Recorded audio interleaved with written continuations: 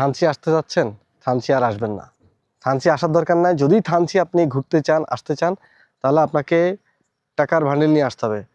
থানচি মানে থাইল্যান্ড, থানচি মানে ইউরোপ। হ্যাঁ, আপনি যদি থানচিতে ঘুরতে চান তাহলে আপনি অল্প টাকায় ঘুরতে পারবেন না, খুব ভেবেচিন্তে আসবেন। কারণ থানচিতে টোটালি গাইড যে সিস্টেমটা আছে এটা টোটালি একটা সিন্ডিকেট। হ্যাঁ, মানে স্ক্যাম। আপনাকে দেখাবে একটা, মানে ওরা চার টানায় রাখছে একটা, আর আপনার কাছ থেকে টাকা নিবে একটা। নেপালের মতন এমন একটা দেশ, এত সুন্দর একটা দেশ, সেইখানে গাইড চার্জ হচ্ছে একদিনের জন্য 1500 টাকা, বাংলা টাকা 1500 টাকা। আপনারা অনেকে জানেন, হয়তো কমেন্ট করে জানায়েন। থানচিতে যে সিস্টেমটা চলে টোটালি স্ক্যাম, গাইড সিস্টেম।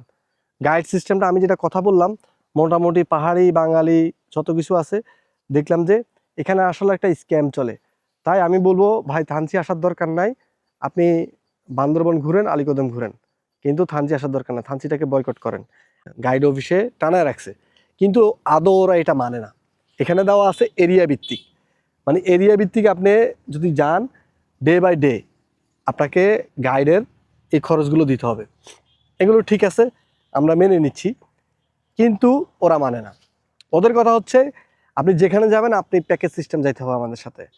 আপনাকে ওদের অল্প টাকা হবে না। এটা হচ্ছে লোকাল বাঙালিরা, লোকাল বাঙালি যতগুলো গাইড আছে সবগুলো গাইড হচ্ছে টুরিস্টদের সাথে খারাপ আচরণ করে। আপনি থানচি আসলে বুঝতে পারবেন। বান্দরবন বান্দরবন বলেন, আলীকদম বলেন, সব জায়গায় আমি ঘুরি, কিন্তু এই রুমা আর হলো থানচি, এই দুই জায়গার মতো সিন্ডিকেট আর কোথাও নাই, বুঝছেন। আমি যদি দেখাই, আপনি দেখবেন এখানে দেওয়া আছে হচ্ছে এরিয়া ভিত্তিক মেনু চার্ট। এখানে হচ্ছে এরিয়া ভিত্তিক। এরিয়া ভিত্তিক কি, আপনি যদি বড় পাথর পর্যন্ত যান তাহলে দিনে দিনে গেলে 800 টাকা, আর যদি রাত্রি যাপন করেন তাহলে 1000 টাকা গাইড ফি। মানে গাইড সিস্টেমটা কি ভাই, আপনারা কমেন্ট করে জানাবেন। গাইডটা কিভাবে ভাড়া করে?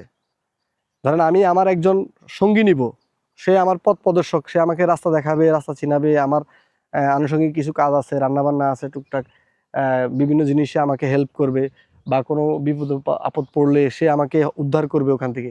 সেই জন্যই তো নেওয়া হয়। তাহলে আমরা কিন্তু মানে ঘন্টা হিসাব না, বা স্পট ভিত্তিক হিসাব কোনো কোনো জায়গায় আমরা গাইড নেই। এখন ওদের কথা হচ্ছে যে আমরা দিন হিসাবে যাব না, ওরা দিন হিসাবে যায় না, মানেও না গাইড অফিস থেকে। তো এখন ট্যুরিস্ট কি করে ভাই? আমি প্রশাসন দৃষ্টি আকর্ষণ করতেছি, ট্যুরিস্ট কেন গাইড ছাড়া আপনার ভিতরে ঢুকে? এই একটা কারণে, এই একটা রিজন। কারণ থানচিতে অতিরিক্ত টাকা চার্জ করে আমাদের কাছে। আপনার একদিনের জন্য, আমরা গতকাল গেছি, আজকে চলে আসছি, আমাদের কাছ থেকে 5000 টাকা, 5500 টাকা নিছে গাইড চার্জ। কিন্তু আমাদেরকে প্রথম দেখানো হয়েছে এটা অনুযায়ী আমরা হিসাব করছি যে আমরা যদি রেমাক্রি এরিয়া যাই, যেহেতু আমরা তিন্দু গেছি, তিন্দু সাউদাংপাড়া গেছি, আমরা সাউদাংপাড়া গিয়ে সৈয়ংঝর্ণা দেখছি আর লাংলক দেখছি। এখন লাংলক দেখার কারণে আমাদের সেই লাংলকের প্যাকেজ আলাদা আর তিন্দুর প্যাকেজ আলাদা, মানে দুইটা আলাদা। আরে ভাই, আপনি আমার একটা জিনিস চিন্তা করেন, ধরেন আপনি গাইড নিছেন বান্দরবন থেকে আপনি থানচি আসবেন, গাইড নিছেন। এখন বান্দরবন থেকে আস্তে আস্তে আপনার যতগুলো স্পট আছে সেগুলো আপনাকে গাইড দেখাবে না, আপনি নামবেন না, দাঁড়াবেন না। এখন এটা তো এই প্যাকেজের মধ্যেই পড়ে, তাই না? ধরেন আপনার নীলগিরি একটা নীলগিরি পর্যন্ত একটা সীমাবদ্ধ একটা প্যাকেজ আছে। নীলগিরির পরে হচ্ছে থানচিতে আপনি আসলে সেটার গাইড চার্জ আলাদা, ঠিক আছে? তাহলে আপনি বুঝেন, আপনি ধরেন মানে প্যাকেজের 1-এর মধ্যে হচ্ছে নীলগিরি পর্যন্ত, আর প্যাকেজ 2 হচ্ছে আপনি ডাইরেক্ট থানচি। তাহলে আপনি বলেন প্যাকেজ 2-তে কি আপনি 1 অ্যাড করা যাবে? প্রাইস তো আপনার থানচি পর্যন্ত একটা প্রাইস, নীলগিরি পর্যন্ত একটা প্রাইস, কিন্তু ওরা এটা মানে না। ওরা কথা হচ্ছে গিয়ে আপনি থানচি গেলেও নীলগিরি প্যাকেজের টাকা দিতে হবে।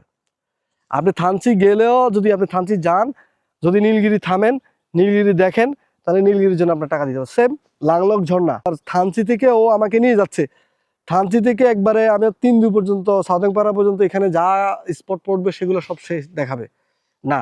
তাকে প্রত্যেকটা স্পটের জন্য আপনি আলাদা আলাদা টাকা দিতে হবে। তার মানে আপনি বুঝেন, একদিনে যদি আপনি 10টা স্পটে ঘুরেন, তাহলে আপনি তাকে পার স্পটে আপনাকে মানে যদি লাংলক হিসাব করি, লাংলক হচ্ছে 2000 টাকা। তাহলে আপনি হিসাব করেন, পার স্পটে যদি 1500-2000 টাকা করে নেয়, তাহলে একদিনে তাকে কত টাকা দিতে হবে আপনাকে? এবার হিসাব বুঝেন কি পরিমাণ স্ক্যাম চলে। আপনারা এটার প্রতিবাদ করেন। আমি যেটা দেখলাম, আমি কালকে অভিযোগ করতে গেছি, অভিযোগ করতে গিয়ে আমি হতাশ হয়েছি। তো থানচি থানার ওসি, উনি খুব ভালো মানুষ, উনি প্রথমে আমাদের পক্ষে অনেক কথাবার্তা বলছে, অনেক কিছু ওদেরকে ডাকাইছে। হ্যাঁ, আমি অভিযোগ করার পরে আমরা মৌখিক একটা অভিযোগ করছি, ওদেরকে বলছি যে আমাদের সাথে একটা স্ক্যাম করা হয়েছে, হয়রানি করা হয়েছে, আমাদের কাছ থেকে অতিরিক্ত টাকা নিছে।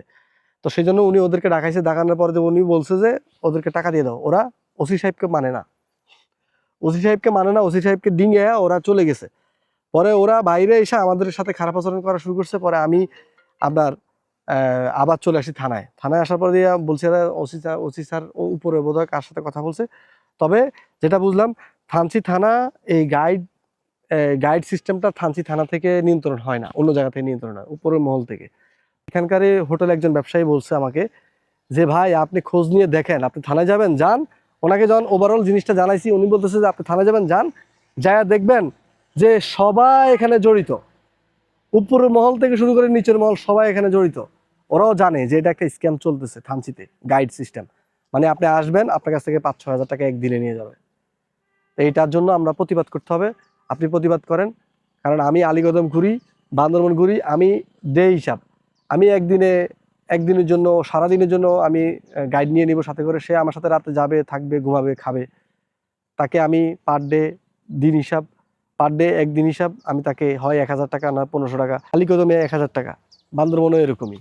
তাহলে এর বেশি তো হইতে পারে না, একদিনে তো 5000 টাকা হইতে পারে না ভাই। তবে আমার কথা হচ্ছে, আমি রিকোয়েস্ট করছি হচ্ছে, যদি আপনাদের এটা যদি আপনি দেখেন, এটা যদি আপনি না মানেন, এখানে এরিয়া ভিত্তিক দিচ্ছেন, তাহলে আপনি যাবেন হচ্ছে স্পট ভিত্তিক। ওরা বলতেছে আমরা স্পট ভিত্তিক দেখাই, আমরা গাইড নেই, আমরা এমনি যাই না। তো এমনি যাওয়া গেলে আপনি, আমার কথা হচ্ছে আপনি স্পট ভিত্তিক মেনু দিয়ে দেন, চার্ট দিয়ে দেন, টাকার লিস্ট দিয়ে দেন, যে মানে আপনি থানচিতে যতগুলো ঝর্ণা আছে, যদি দেখতে চান পার ঝর্ণায় আপনাকে 1000 থেকে 1500 টাকা অথবা 2000 টাকা দিতে হবে প্রতি ঝর্ণার জন্য। আপনি এটা লিখে দেন, দেখি। কিন্তু আপনি দেখাচ্ছেন হচ্ছে মানে ধরেন এখানে গাইড ফি দেখাচ্ছে হচ্ছে 800, কিন্তু আপনি নিচ্ছেন 5000 টাকা, বা এখানে লেখা আছে 1500 টাকা। হ্যাঁ, রাত্রি যাপন করলে ধরেন রেমাক্রি পর্যন্ত আমি যদি যাই, রাত্রি যাপন করলে 1500 টাকা। তাহলে আপনি আমার কাছ থেকে নিচ্ছেন 5000 টাকা। তাহলে এটা কি জুলুম না? আমি বলতেছি এটা জুলুম।